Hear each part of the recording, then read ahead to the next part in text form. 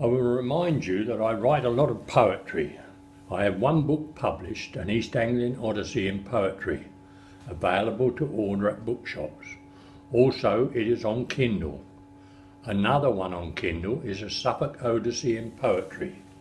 I also have a website, Odyssey Poems, wordpress.com, with some poems on it and a little bit more information about myself. The farm was a bit of a hillbilly setup. It was about 6 acres. I thought it was massive. Piles of wood, either boughs of trees or planks that were logged or chopped for kindling for the logging operation that went on between the farming and the cattle business. In one corner there was an assortment of pony traps in different states of bad repair, where we played camps. We put old sheets of tin on the top and went in and out through the little door at the back. This was all okay until someone got his fingers in the door. Then we were banned, so we had to sneak in through the hedge. As I said, it wasn't a big farm. Some 40 cows were milked, about 50 pigs were bought in and fattened, and later on about 20 horses were kept in the riding stable. So all the hay and feed was bought in. I remember bales of hay, crushed oats, cossy-toss maize, cattle cake and barrels of molasses.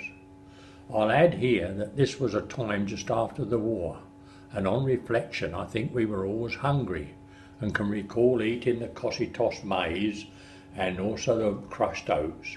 We loved undoing the barrel of molasses and consuming it with relish. Also there was beans, and we used to get these out of a sack and dip them in the molasses and chew on them all day long. We always had one in our pocket. If we were caught in the barn nicking this stuff, we were banned again from the farm. That didn't last long. So I remember all these feeds being delivered on a lorry. John and George would unload the sacks and Big Guy was there to check them off.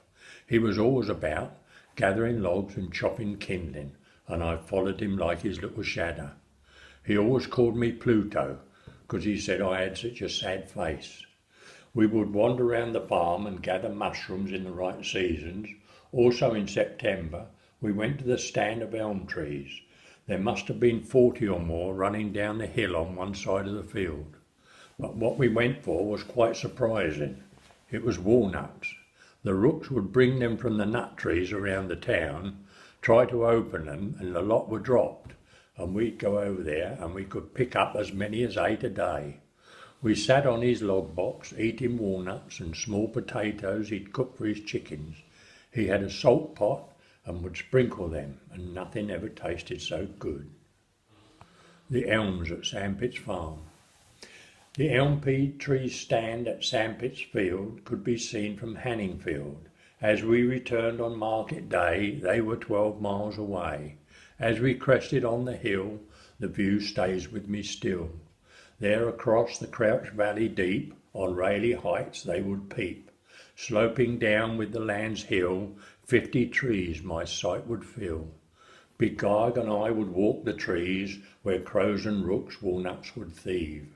They dropped them down on the ground, where they were easily found. Then in 1953, the Dutch elm beetle ravaged the tree.